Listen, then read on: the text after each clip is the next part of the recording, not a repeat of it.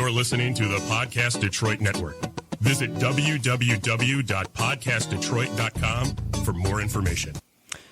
In this episode of the Motor City Hypnotist podcast, I'm going to discuss anxiety and panic attacks and give you, the listener, specific tools to help you cope with anxiety and panic attacks. And as usual, I'm also going to be giving away a free hypnosis guide to all the listeners.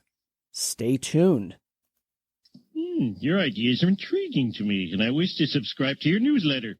Get ready for the Motor City Hypnotist, David R. Wright, originating from the suburbs of Detroit, Michigan. He has hypnotized thousands of people from all over the United States. David R. Wright has been featured on news outlets all across the country and is the clinical director of an outpatient mental health and hypnosis clinic located just south of Detroit, where he helps people daily using the power of hypnosis.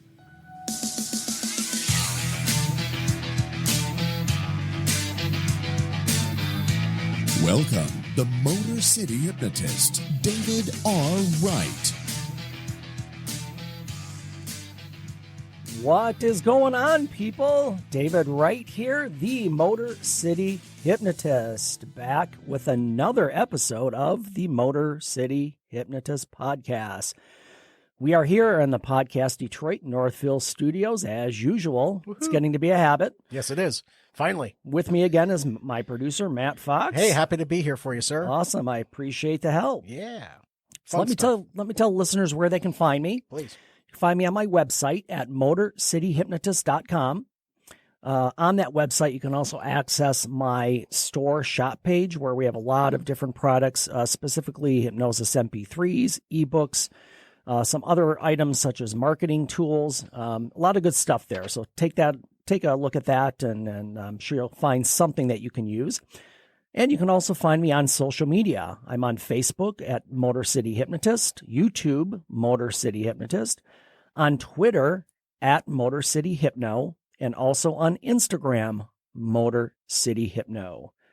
And if you would like to contribute financially to the show, and also get some cool stuff. Right now in the store, we have a coffee mug, a t-shirt. Patrons also get early access to episodes and videos that are posted later. So yeah, if you want to contribute financially, you get some free stuff, and it helps us to run the show and keep doing what we're doing. So again, any donations there would be greatly appreciated, and you get some cool stuff. It's not for me, though. No, it's not for you. No. Yeah. No, not directly. No. I will give you a coffee mug, though, Matt. Aw. Yeah. You could use that.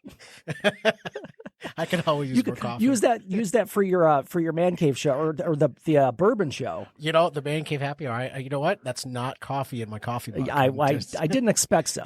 Yeah. I kind of had a thought. Yeah, that it was not. So yeah, you can find me on Patreon if you would like to contribute. And again, as always, in every episode, I want to offer everybody a free hypnosis guide. And you can find the link to that in the show notes, wherever you listen. And you can also find that either on my YouTube and also on Facebook. That link will be there as well. Nice. And wherever you're listening to the show, wherever it is, Apple, iTunes, Spotify, Google Play, subscribe and leave a review, because again, reviews are great, and I'd like to hear what people are thinking and kind of what they want to hear from upcoming shows. So yeah, leave a rating, subscribe, and leave a review. And you can also join me each week as I co-host the Psyched by MG podcast. And as a matter of fact, if you're watching live right now, that one is up in about an hour and a half. So you can pop into that one as soon as we're done here. Awesome. So this episode of the Motor City Hypnotist podcast is brought to you by Banner Season. Online marketing is saturated and people rarely open their emails. Are you in sales, or does your business market to customers? How do you connect with family, friends, and clients? Banner Season takes your marketing into the real world by delivering kindness and thoughtfulness directly to your clients physically. Imagine the excitement of your family, friends, and customers as they receive personalized cards and gifts in their mailboxes. Go to bannerseason.com/fantastic and begin today to express kindness and make connections with others. So we thank them for that sponsorship. And as usual, we have a winner of the week this week. And Matt, I know we've had it every week, but You know, these are some of my favorite winners. But a lot of them are great. So we'll start off with winner of the week.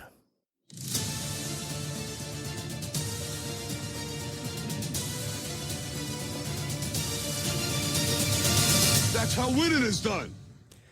All right. This is a cool one just because, and I don't know why, maybe it's a coincidence, but it seems like I'm focusing on old people a lot recently with winner of the week. Really? Yeah. I'm not, I'm not downing the young people, but maybe the old people are just doing better things. Right. So that's a fair statement. Yeah. Fair and true statement. I mean, yes. it could very well be. So yeah, I'm not discriminating against you young people. Just do something deserving of being a winner, and I'll get you on here. So I really like this story. So the title of the story is, for his 100th birthday, a World War II veteran is walking 100 miles to raise money for coronavirus relief. So it's a quick blurb, so let me read through this really quick. A World War II veteran from Minnesota is celebrating his 100th birthday with an act of kindness that will help feed thousands of people in his community. Mickey Nelson, 99 years old, is walking 100 miles through his small city of Clark's Grove in an initiative he has named Walking to 100. Nelson, who turns 100 on June 27th, which actually has already passed, so he is now 100. Oh, Mickey, you're so fine. You blow my mind.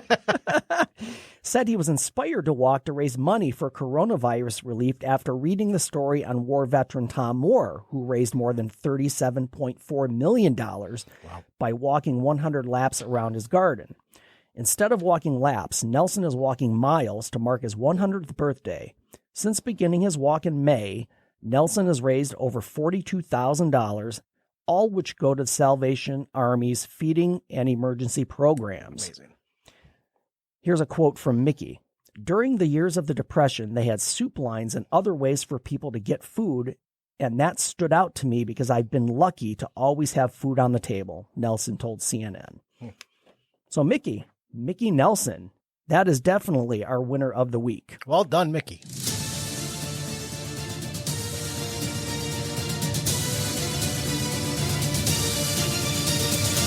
That's how winning is done.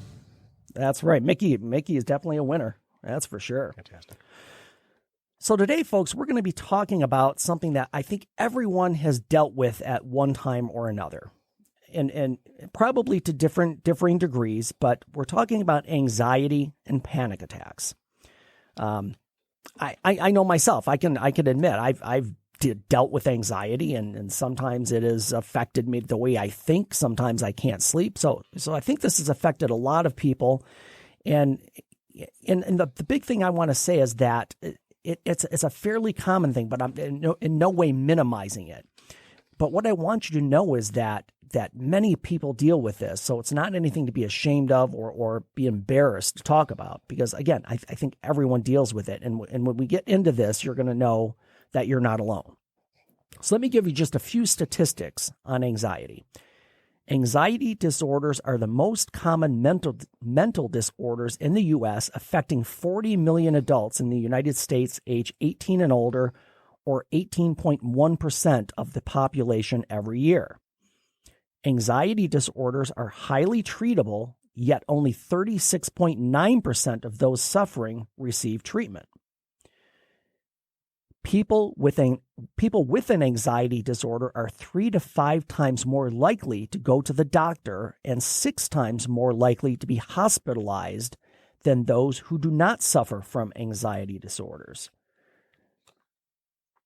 And anxiety disorders develop from a complex set of risk factors, including genetics, brain chemistry, personality, and life events.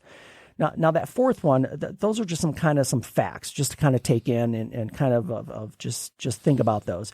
But this last one is the one I'm going to start with, because again, there's a lot of risk factors or causes for people to have anxiety. Again, things like genetics and brain chemistry could contribute. Without getting into the very technical medical terms, our brains function. I like to use the example of a combustion engine with spark plugs. Mm-hmm. The fuel goes in, the spark plug lights, the spark jumps from one thing to another, and that ignites the gasoline in the chamber. So think of your brain as what are they? They're brain synapses. And think of those synapses as just being very close, but they're not touching. And neurotransmitters in our brains jump from one synapses to the other. That's brain activity. A lot of times people, either physiologically or genetically, have too much neurotransmitter, or sometimes it's too active. Okay. And that makes their brains overactive. Why I can't sleep like right away at night? Yes. So my brain doesn't shut down. Right. Yeah. And many people have that. I know I've mentioned that in prior podcasts, that a lot of times you're just exhausted and you lie down to go to sleep, but the brain just won't shut off. It just keeps going. So a lot of it is physiological. A lot of it is happening. But here and there are ways to deal with that, including medication. Again, some of the most common prescriptions for anxiety are Xanax and Klonopin. That's in a class of medication called benzos. And again, I don't want to get into the whole medical side, but those are the things that are typically prescribed for anxiety. Of course, as a therapist and when I'm working with clients, I always want medication to be the last resort. I don't want to just say, okay, here's a pill, you'll be better. Right.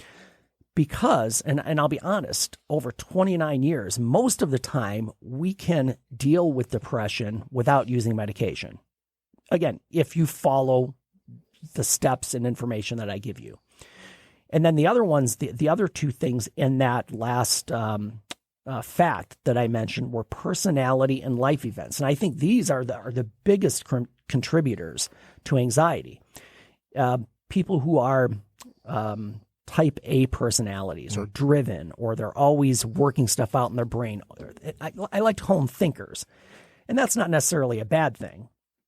But sometimes that brain is overactive and it just takes over. And then it goes from overthinking to worrying, and that causes anxiety because you're fearful of what might happen rather than just tackling what's in front of you. Right. And again, life events.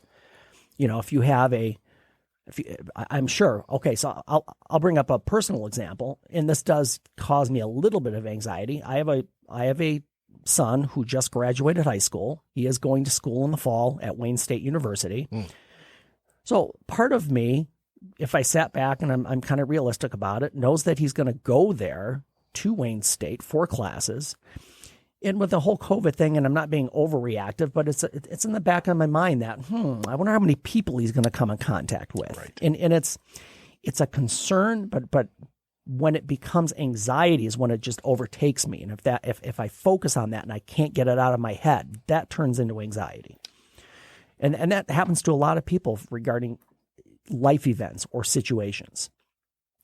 So I'm going to give you a definition of what anxiety is. And this will kind of put it into a nutshell.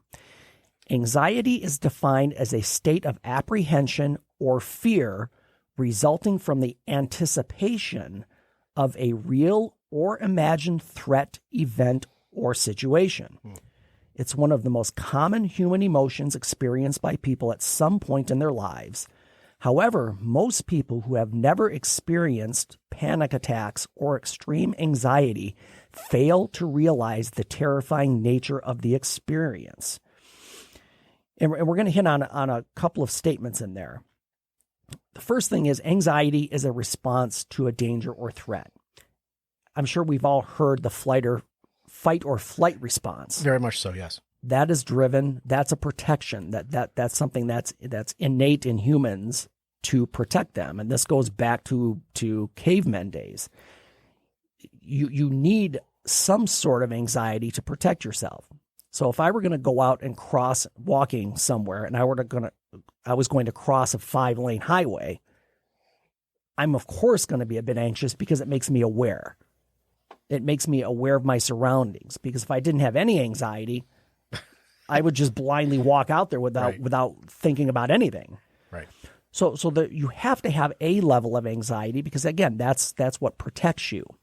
What happens is that when it goes beyond protection and becomes an And we go back to habits, which we've talked about in prior podcasts. When that worry becomes a habit and you can't stop worrying, that's when it becomes a problem. And I want to focus on the one statement in there as well. Anticipation of a real or imagined threat. A lot of times we worry about things that may never happen. I'll bring up a very way out there example. You know, a meteor could hit the Earth. That's a possibility. It could. And I'm sure there's probably someone out there who thinks about that every day. Well, you saw that and worries about it. You saw the documentary Armageddon, right? Oh yeah, the documentary. Yes. That Bruce Willis hosted the documentary, right? Yes, he did. Yes, he was the one who hosted that documentary. So that's funny. We were talking about documentaries yesterday, and someone else brought up another movie that's just way out there. He called it a documentary. So that was not my own joke. No, I'm gonna start using that. I'm gonna use that for real. Can I try it really quick? Yeah, that'll be great. So again, a perceived threat, whether it's real or imaginary, can cause you anxiety. And when you experience anxiety, here are the physical symptoms, and I'll hit these real quick.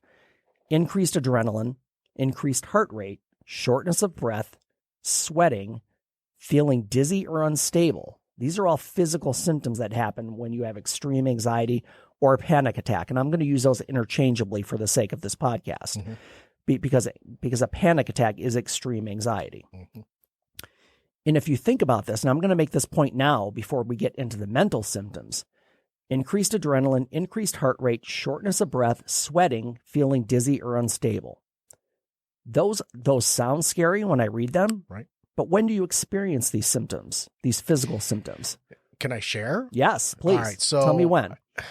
Right. So I get those symptoms anytime I'm getting ready to perform for a financial wellness seminar, or, I DJ weddings and events. Anytime I'm getting ready for those. Ready to perform.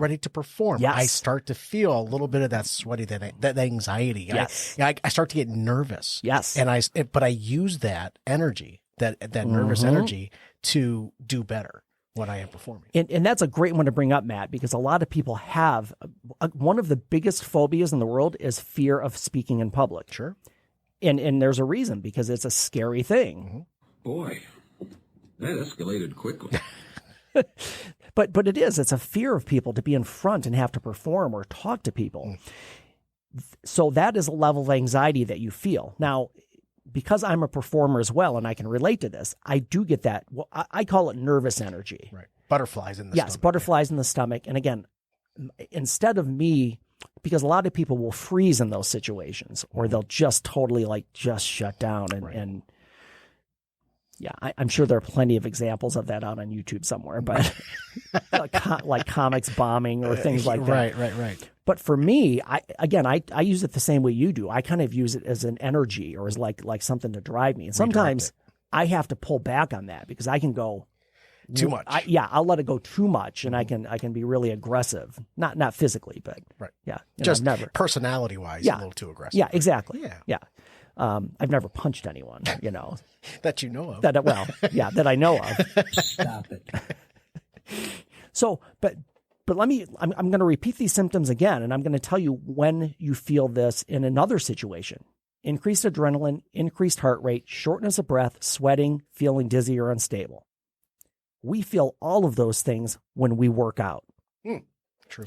And listen to this. This is important that you get this. The exact same symptoms happen when you're having a panic attack and when you're working out. So why is it okay and expected in one situation, but yet in the other situation, you feel like you're going to die? And think about that for a minute. Put that in perspective. If you suffer from panic attacks, all of the symptoms you're experiencing are good symptoms in a different setting. If you're working out, you want to sweat. Right. You want your heart rate up. You want that increased adrenaline. I just had something on the tip of my tongue. I was like, when you're working out, you want to do it. You have control of when it happens, right? But on the other token, you don't.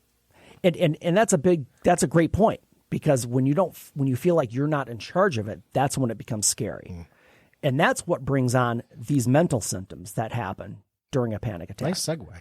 Fear of having a heart attack, fear of passing out, fear of vomiting, fear of embarrassment in a public place. And I'm going to say this one, but this is a real fear, a fear of dying. When people who have experienced panic attacks can tell you they feel like they're going to die. That's what they believe in their mind. And I've had clients who've said family members or spouses are like, oh, come on, get over it. You're just being dramatic. But unless you feel that, unless you've experienced that, there's no way to put that in perspective. That's what people feel. They feel like they're going to die. Why so serious? It's what they feel. So I'm going to get into a couple of myths regarding these mental symptoms that I hope will help you. One of the first myth is that it's a mental illness, that there's something wrong with you. Now, I can say there's not something inherently wrong with you. You're just thinking about things in the incorrect way. So, believe it or not, it's a behavioral issue. It's not a mental illness. Because this is a habit that you've built over time. This is a habit that you've probably had in a lot of cases since childhood. So you've learned to think this way. You feel the way you do because your nervous system is oversensitized, and that's just the habit that you've built over time. The second myth is that you're in danger. Now, there's never been any documented case that I haven't searched every inch of the internet, but there's never been any documented cases of anyone dying from a panic attack. Right. I'm not saying that people don't have heart attacks because of worry, but in the instance of a panic attack, in the middle of that, it's not going to harm you. We go back to that fight or flight response. This is what's supposed to happen. It's just that you've let it get out of hand, if that makes sense. It does. Yeah. And I want to assure people, your body's primary goal is to keep you alive and well. Nobody's ever died from a panic attack. And here's just a little anecdote. Your body wants to keep you alive. If you don't believe that, try to hold your breath for as long as you can. Eventually, your body's going to take over. Right. It won't let you hurt yourself in that way. And this is the biggest myth, and I know that people are going to react. People who experience this are going to be like, ah, damn it! But panic attacks are not your enemy. They are the result of you misinterpreting the signals your body is sending. And let's use the phrase false alarm. Think of all the panic attacks you've experienced, and you've still been fine afterwards. Granted, you may have been scared. You may have had all those fears. You may have had the physical symptoms that we mentioned earlier, but you've always been fine afterwards. And I think that's the perspective you have to put it into, is that just think of it as a false alarm. When that starts to happen, just think, I'm not in any danger. There's nothing that I should be afraid of. So this is a false alarm. And if you change that perspective, that's going to help you quite a bit. That's fair. Yeah. So I'm going to go into some tips and strategies. Now, for anyone who's experienced a panic attack, this first one, people are just going to... I ain't listening to you no more. Because the first one is deep breathing. Now, anybody who's in the midst of a panic attack is like, hell no, how am I going to deep breathe? Because they have that shortness of breath and everything right. going on, right? And they feel like, again, it's taking them over and they don't have the control.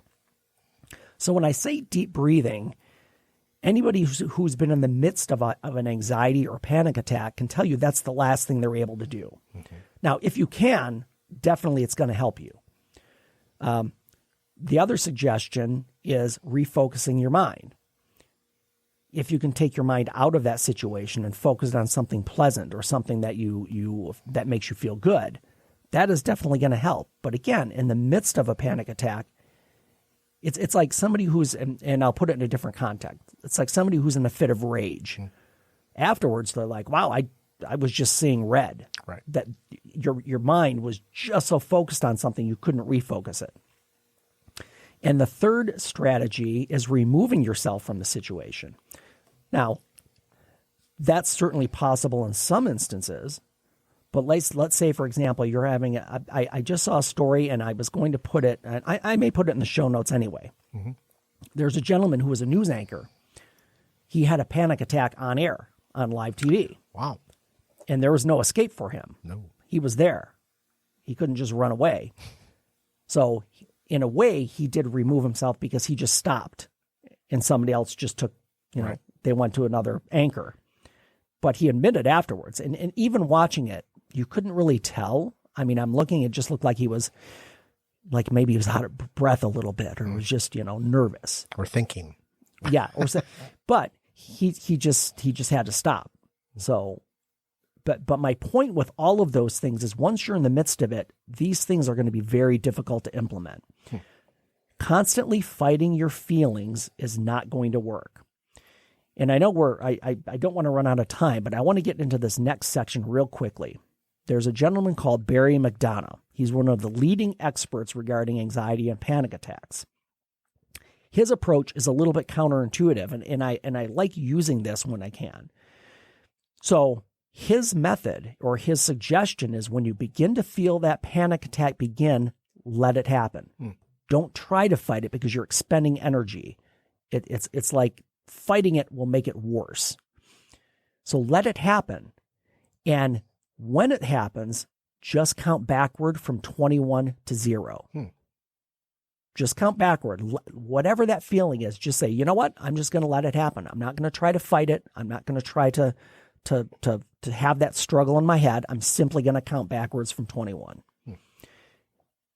It can be scary, but you're letting yourself have the feelings rather than fighting them. And I think once you realize these are just feelings, they're not going to hurt me.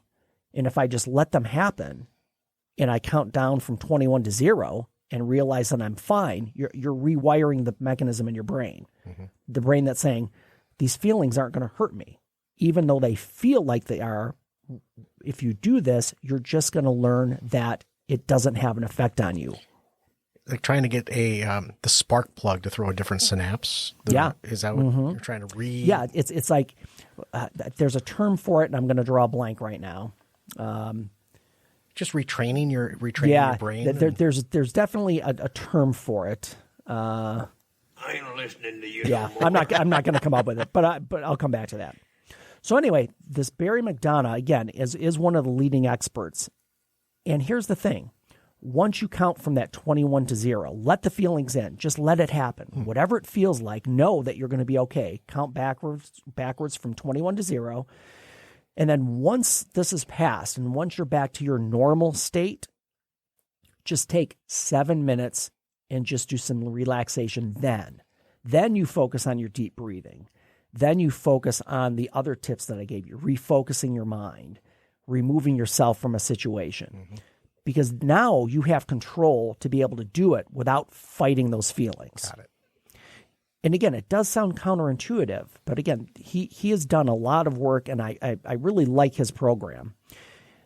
So for those of you listening, I'm going to leave a link to his program. And full disclosure, if you click through this link and purchase his program, I do make a little bit on that. Again, full disclosure, just so you know. But I do recommend this. I recommend this to a lot of my clients, and I think it's a very effective method because, like I said, it's hard to fight something when you're in the midst of that panic, and your brain is just not going to say, okay, I'm in a full-blown panic attack. Let me just do some deep breathing. Sure. It's just so hard to turn that on. And I think this method has gotten great results, and I really kind of promote this or recommend this. So I know we're getting close to the end here, people. So I will leave that link in the show notes. Look for that. Again, show notes on wherever you listen to the podcast, on my YouTube or on my Facebook. I'll have that link for it's called Panic Away program. And I think that would be very valuable for those of you suffering with anxiety or panic attacks. And again, as always, I'm giving away my free hypnosis guide. You can find the links to that as well. In our next episode, we're going to talk about hypnosis gone wrong. I'll just tease that because you might be thinking, uh-oh. Yeah, It's interesting. I have questions. Yeah, oh, I'm sure you do. So yes, our next episode is going to be hypnosis gone wrong. So again, thanks for being with me, everyone. Change your thinking, change your life, laugh hard, run fast, and just please be kind. I'll see you soon.